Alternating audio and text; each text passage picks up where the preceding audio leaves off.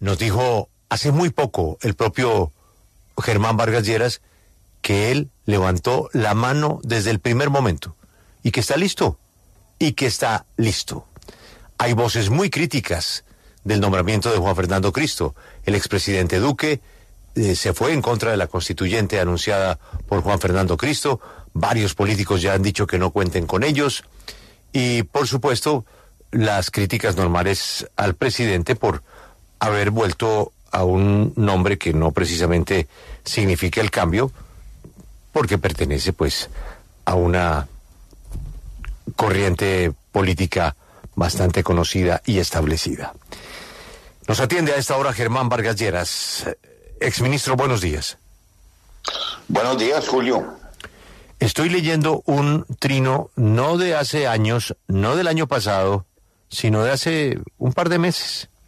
Dice lo siguiente: insisto, el debate de la constituyente y la reelección es un desperdicio de energía para todos los colombianos y no terminará en nada. Nos distraemos en discusiones inútiles. Solo sirve para declaraciones altisonantes y pronósticos absurdos de las barras bravas de uno y otro bando. Mientras tanto, se agravan los problemas del país sin que se busquen soluciones reales de consenso. El presidente Petro se va el 7 de agosto a las 3 de la tarde de 2026. Ni antes ni después, ni golpes blandos, ni reelecciones. Juan Fernando Cristo. Doctor Vargas Lleras, ¿qué habrá pasado? Pues yo supongo que Juan Fernando Cristo y el presidente Gustavo Petro llegaron a un acuerdo. A mí me gusta, no la declaración que usted acaba de leer y que el propio Cristo esbozó hace varios días. Me gusta la que le escuchamos el día de ayer.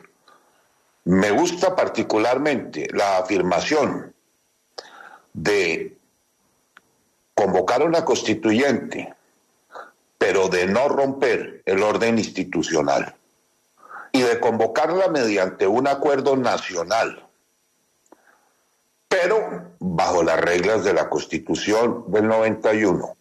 O sea, bajo los parámetros del artículo 376, que señala que una constituyente para ser convocada se hará mediante el trámite de una ley aprobada en una y otra Cámara, refrendada por la Corte Constitucional, para convocar una constituyente que se elija mediante el voto directo de los ciudadanos.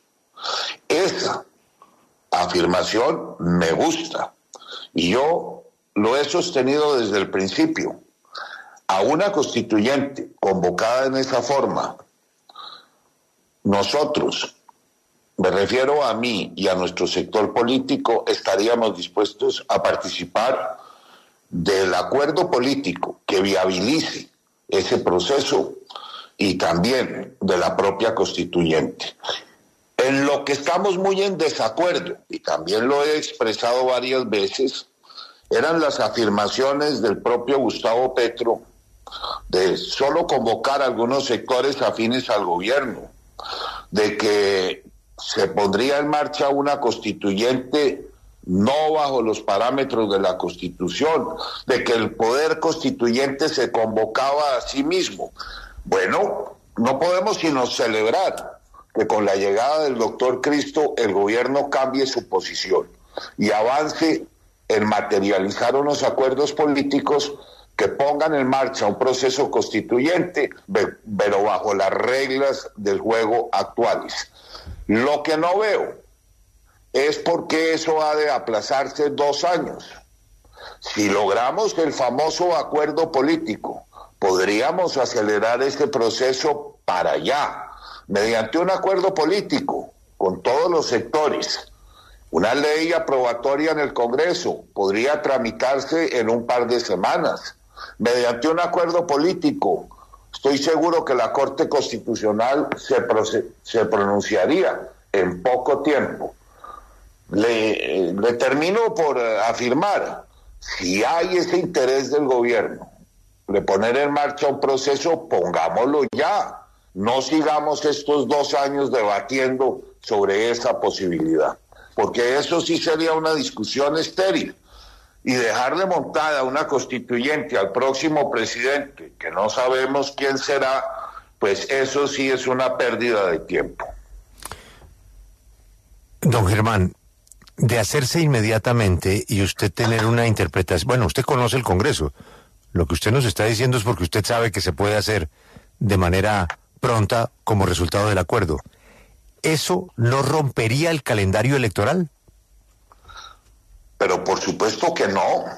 La Constitución señala en el artículo 376 que esa elección de los constituyentes no podrá tener lugar simultáneamente con otra elección. Pero miremos los tiempos. Con acuerdo político, una iniciativa de estas puede tramitarse mediante un mensaje de emergencia en pocos días en las comisiones constitucionales e ir simultáneamente a aprobación de una y otra Cámara. En poco tiempo la Corte Constitucional podría dar su veredicto. En poco tiempo el gobierno podría consultarle a los colombianos si quieren que se convoque una asamblea constituyente. Y será cosa de fijar una fecha para elegir los constituyentes, definir el temario que deberá ser incluido en la ley aprobatoria. Sin acuerdo político, pues todo esto se vuelve imposible. Sin acuerdo político, una ley y una iniciativa de esta naturaleza puede tardarse 1 año en ser tramitada en el Congreso. Por eso celebro que en sus primeras declaraciones el doctor Cristo haya expresado que va a propiciar un acuerdo nacional para impulsar una constituyente que no rompa el orden institucional y bajo las reglas de la Constitución del 91. Eso a mí me parece muy, muy interesante y nos economizaríamos 2 años de semejantes discusiones y debates en el Congreso y ante la opinión pública. Pero doctor Vargas... De una vez definamos esto. Sí, doctor Vargas, pero no estamos cayendo todos un poco en el juego del presidente Petro y del gobierno nacional, y es en hablar todos los días de aquí en adelante del tema de la constituyente y dejar de lado pues los lunares de la ejecución, el tema de la seguridad, el tema de los escándalos de corrupción, el estado de la economía. ¿Esto no sería caer en ese juego en el que el gobierno nos quiere poner a jugar? No, es que uno no excluye el otro. Que se convoque una constituyente no es que se dejen de explorar alternativas para recuperar la economía y para seguir legislando sobre diversas materias. Pero es que de la constituyente ya venimos hablando hace meses. Y cada semana surge este tema en boca de un ministro, de otro ministro. Eso sí es algo distractor. Pero sentarse y propiciar un acuerdo político para tramitar en una constituyente elegida por voto directo todas las reformas que el gobierno propone, eso sí es coger el toro por los cuernos. Claro, pero doctor Vargas, en el sentido que estaba preguntándole Lucas, ¿no cree que ahora entonces la campaña de 2026 se va a centrar en eso? Porque usted tiene unos tiempos, y usted nos dice que esto podría pasar en 1 año, pero yo creo que el ministro Cristo lo está proyectando más bien como una promesa de campaña 2026, y de hecho lo había escrito en una columna de Cambio, que él ahora propicia ese acuerdo nacional, ambienta la constituyente, pero que los tiempos no le darían al gobierno ahora. Pues eso sí me parece un absurdo. Buscar un acuerdo político para elegir una constituyente en el año 2026, cuando ya tendremos un nuevo presidente y un nuevo Congreso, eso sí no tiene mucho sentido, ¿no? Ahora detengámonos un poco en la mecánica, porque, por ejemplo, si llegare a darse el proceso de elección de unos integrantes de una Asamblea Nacional Constituyente, ¿hay garantía para que esa elección se pueda dar de manera transparente y sobre todo haciendo un lado estos feudos políticos y estos escenarios en donde, pues usted bien sabe que en muchas regiones termina eligiéndose el que más plata pone y no el que realmente representa las necesidades de una región o de un pueblo? pues habrá que ver en qué forma se organiza ese debate, pero pues naturalmente en Colombia existen unas reglas del juego. Aquí lo importante es que dentro de ese acuerdo político se respete el espíritu de la Constitución, o sea, que los ciudadanos elijan a sus constituyentes por voto directo. Yo también me he expresado muy en contra de una idea que me pareció escucharle al gobierno, que es que los constituyentes se elegían en representación de algunos sectores con unos cupos previamente definidos. Eso me sonaba muy similar a lo que ocurrió con el presidente Maduro en el año 2017, cuando en Venezuela también se convocó una constituyente, pero asignándole a cada sector una representación. Para citar un ejemplo, los campesinos 60 cupos, los sindicalistas 50 cupos, y así fueron distribuyendo la integración de la Asamblea Constituyente y naturalmente, como los cupos se establecían entre los sectores más afines al gobierno, el señor Maduro terminó eligiendo 300 constituyentes de los 376 y entonces con esas mayorías sí pudo propiciar la constitución que aún rige hoy en Venezuela y que le ha permitido a Maduro perpetuarse en el poder. No, lo que tenemos es que aclarar, si se convoca una constituyente bajo las reglas que fija la misma Constitución, esto es un camino muy distinto a otros que les acabo de mencionar. O sea, a la idea de sacar un decreto de manera inconstitucional por emergencia para convocar una constituyente. De manera que, pues, si vamos a hablar del señor Cristo, a mí me sorprendió y me agradó mucho la idea de que por ningún motivo se va a propiciar un camino que rompa con el orden institucional. Ex vicepresidente, pero la idea de la constituyente nace a raíz de la deficiente implementación del acuerdo de paz. O eso fue lo que se dijo inicialmente. Además de esto, que es el argumento del gobierno, ¿por qué más se justificaría realizar esa constituyente? La reforma a la salud, ya el gobierno de cierta forma empezó a implementarla por decreto. La reforma pensional ya pasó. ¿Cómo más justificarla? No, es que la justificación es que el propio gobierno es quien ha venido propiciando la idea de convocar una constituyente. Entonces, si el gobierno está empecinado en eso, aceleremos la controversia política y procedamos de manera inmediata a convocar esa constituyente, siempre y cuando sea bajo las reglas de la Constitución actual y que definamos en esa constituyente las grandes líneas de lo que el gobierno ha llamado sus reformas, que yo pienso que son nefastas reformas. Pero no sigamos en esta confrontación y en esta polarización. La constituyente podría anticipar la medición de fuerzas políticas si se logra ese acuerdo político para impulsarla. El tema del acuerdo, que usted lo ha mencionado, y que también fue objeto de mención por parte del nuevo ministro del Interior, Juan Fernando Cristo, acuerdo nacional. Establecer si hay o no hay acuerdo nacional para la constituyente es lo que se definiría en el primer paso en el Congreso de la República. Si el Congreso le dice no a la constituyente, entonces no hay dicho acuerdo nacional. No, un acuerdo nacional, pues sí, se tiene que reflejar en un proyecto de ley que sea presentado al Congreso para definir el temario, los tiempos, la forma en que se va a convocar. Pero yo diría que previo a la presentación de un proyecto al Congreso, pues se tiene que tener un diálogo con todas las fuerzas políticas para fijar los parámetros, los tiempos, los procedimientos. A ese diálogo yo estaría dispuesto a participar. ¿Y qué pasa con lo que pasó en el 91? En este caso, ¿habría o no habría que cerrar el Congreso? No, la Constitución misma determina que durante el tiempo en que esté sesionando la constituyente, el Congreso suspenderá sus tareas, pero es durante los meses, ya con los constituyentes elegidos, que se surtan las deliberaciones de la constituyente. Bueno, doctor Vargas, ya que usted se montó en este potro, hablemos de la lista. ¿A usted a quién se imagina en una lista constituyente encabezada por Germán Vargas Lleras?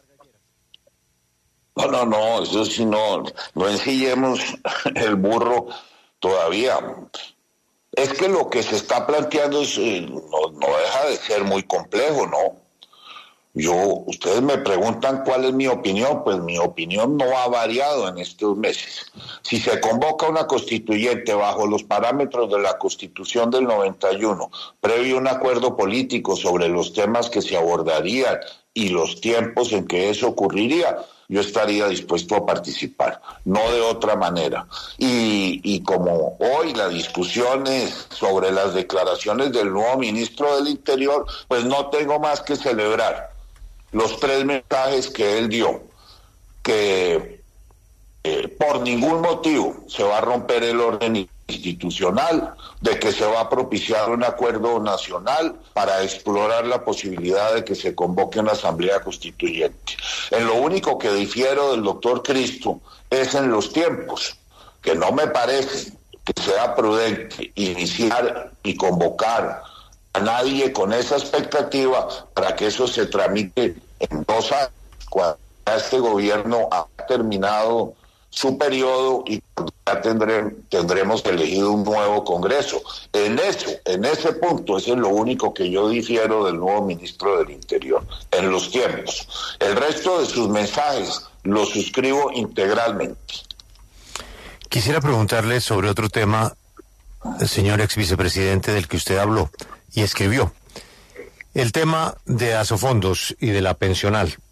Ahí, pues eso ya pasó y se aprobó, pero quedó como una sombra que sería bueno rectificar hacia el futuro. El tema del cabildeo, el tema del lobby. El lobby está permitido en muchos países del mundo, pero no sé qué tan reglamentadas están las reglas del juego en Colombia. Fíjese usted que ahí quedamos precisamente con una incertidumbre. Termina haciendo la vuelta un senador del grupo político de Juan Fernando Cristo, hoy ministro de la Política. En ese momento era un particular que podía escuchar, hablar, reunirse con el que quisiera. Al mismo tiempo, una agencia de lobby cercana al ministro también intervino. Cuando se pregunta por el valor del contrato de sus servicios, pues dicen que ellos son 2 particulares, tanto los fondos como la agencia de lobby, y no reflejan o dejan saber una pista de cuánto fueron esos honorarios. Y ahí podría existirse una duda por el tamaño de los honorarios, porque es que estamos hablando de un exitoso lobby de 2.1 billones de pesos. ¿Cómo se podría, no sé si en la propia constituyente, doctor Vargas Lleras, tener unas reglas del juego claras sobre el tema del lobby? Bueno, Julio, usted aborda un tema que a mí me ha preocupado toda la vida. Usted conoce bien que durante mi paso por el Congreso fui ponente, autor de decenas y centenares de iniciativas y de reformas constitucionales. Bajo mi responsabilidad estuvo el restablecer la extradición en Colombia, la ley de extinción de dominio, numerosos códigos e iniciativas. Mi gran frustración en esos 4 periodos como congresista fue el jamás haber logrado se tramitara y aprobara una ley reglamentaria del cabildeo. Recuerdo haberla presentado en el año 95, nuevamente en el 96, en el 99, en el 2001, en el 2003, en el 2005. Jamás en mi vida logré fuera tramitada. Yo sí creo que en Colombia, al igual que en todos los países del mundo, es necesario aprobar una reglamentación, tanto para el cabildeo ante el Congreso como ante la rama ejecutiva del poder público.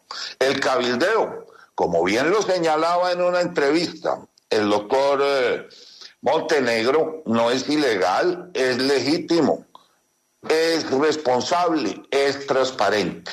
Todo eso es cierto, pero bajo determinadas reglas del juego. Lo primero es que esa reglamentación debería abrir un registro para que los candidatos o las empresas que quieran exponer sus puntos de vista en el Congreso o ante funcionarios del gobierno se registren y se inscriban. y señalen en concreto a qué parlamentarios van a contactar y con qué propósito. De manera que eso de la publicidad y de la transparencia haría mucho más claro el tema del cabildeo en Colombia, por un reglado, por principios.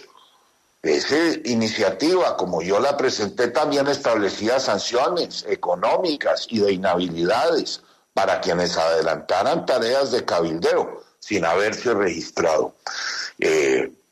En todos los países del mundo, todas las empresas, entidades, particulares, tienen derecho a exponer sus puntos de vista en el proceso de formación de las leyes o ante las autoridades del gobierno.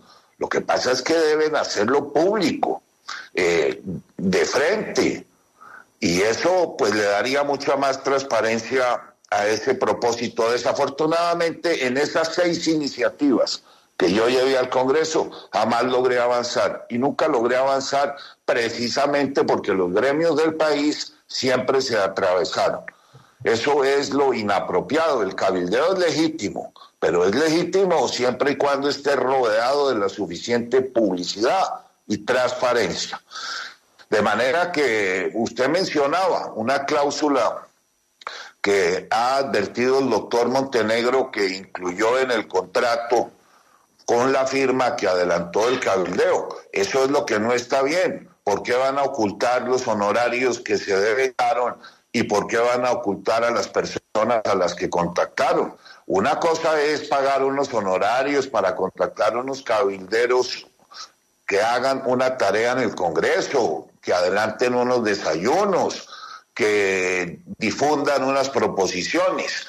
Y otra cosa es gastarse un mundo de dinero que no sabemos cuánto es en tramitar e influir en el trámite de un proyecto de ley.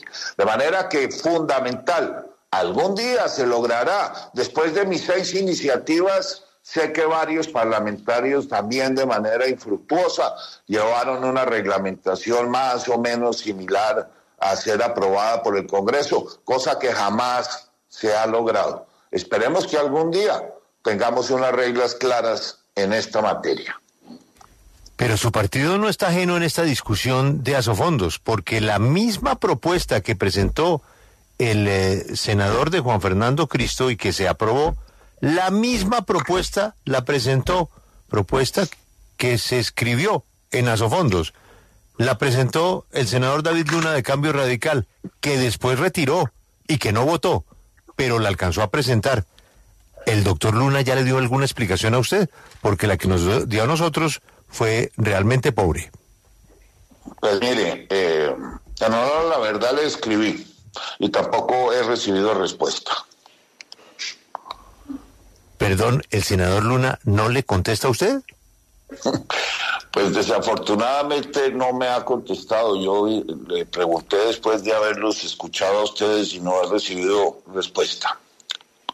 Una última inquietud. Hay posiciones encontradas entre ANIF o, por ejemplo, el autor de la reforma tributaria, el exministro Campo, que si ya la gastamos, que en qué la gastamos, que no la hemos gastado. Me interesa su opinión. Pues mi opinión es que en columna que publicó el doctor Ocampo el día domingo, hace referencia a todas mis críticas a la reforma tributaria por él promovida en el año 22. Es una respuesta a una columna mía publicada en el mismo diario, el periódico El Tiempo, de hace 15 días. Pues desafortunadamente el doctor Ocampo no se refiere a nada de lo que yo expresé y vale la pena hacer algunas precisiones. En primer lugar, él denigra de la reforma aprobada en el año 22. Esa reforma aprobada en el Congreso y tramitada durante el gobierno Duque en el año 22 fue para enmendar el hueco fiscal que tuvimos en la pandemia. Pero la verdadera reforma, la que le conviene al país, fue la aprobada en el año 21, que era una reforma que eliminaba el antitécnico impuesto al patrimonio, que mantenía los dividendos en el 10%, que eliminó la presuntiva, que permitía el descuento del ICA en las declaraciones de renta progresivamente hasta un 100%. Esa reforma fue la que luego se matizó en el 22, pero olvida mencionar el doctor Ocampo que esa iniciativa arrojó el mayor recaudo en la historia del país, que tuvo lugar en el año 23. Y con la reforma del doctor Ocampo en el año 22, el recaudo se cayó, las metas nunca se cumplieron, porque es lógico que cuando usted, por ejemplo, revive el antitécnico impuesto al patrimonio, pues muchos más colombianos trasladaron su residencia fiscal al exterior. Ya son 75,000 colombianos los que dejan de tributar como personas naturales en Colombia. Yo quisiera y le preguntaría al doctor Ocampo, y ojalá algún día lo haga, de respuesta.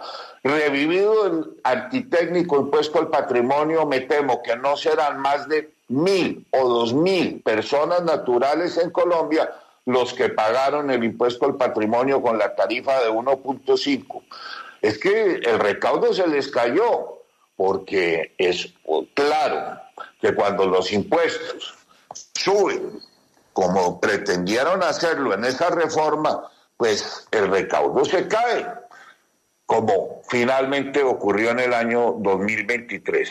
De manera que yo creo que los 4 propósitos que había mencionado el doctor Ocampo y que retiró en su columna, como era el de aumentar los ingresos para reducir el déficit fiscal, pues eso no ocurrió. El recaudo tributario se cayó y el déficit fiscal sigue galopante. Que teníamos propiciar por un sistema más progresivo, pues eso no ocurrió. Ya vemos cómo el nuevo ministro de Hacienda, esta misma semana, ya señaló que va a presentar algunos alivios tributarios para estimular el crecimiento de la economía. Todo lo contrario de lo que opinaba el doctor Ocampo. Y además, finalmente sostiene el doctor Ocampo que esa reforma pretendía gravar el petróleo y el carbón, cosa que tampoco ocurrió, porque lo hicieron de una forma inconstitucional, como así lo declaró la Corte. Igual que la excepción al régimen simple para gravar a todas las profesiones liberales en Colombia, cosa que por fortuna también la Corte les tumbó.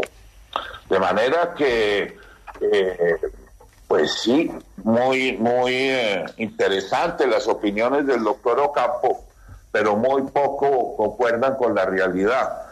Eso sí, no vi que incorporara en su nota periodística el doctor Ocampo la referencia a que en su reforma incluyó un artículo para que su pensión en el exterior quedara exenta en Colombia. A eso sí no se refirió. Wow. Eso sí, Lucas, se fue directo a la yugular, ¿no? Para rematar la entrevista. Directamente a la yugular. No, sí, señor. Es que, a ver. A mí sí me parece muy indebido.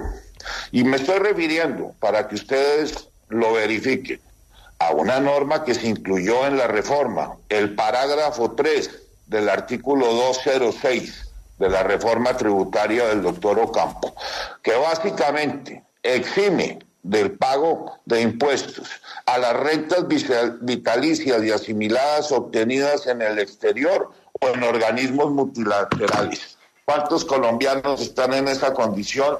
Yo diría que el doctor Ocampo y uno más o 2 más. Doctor Vargas Lleras, gracias por atendernos y bueno, pues ahí está la noticia, celebra el anuncio del gobierno, no está de acuerdo con que este sea un proceso de discusión que nos reclame un desgaste de tanto tiempo, sino mañana está listo para comenzar a conformar un acuerdo nacional que permita un proceso de reforma a nuestra Constitución. Doctor Vargas, gracias por atendernos, una feliz mañana. A ustedes, 1000 gracias. Mucho tema interesante.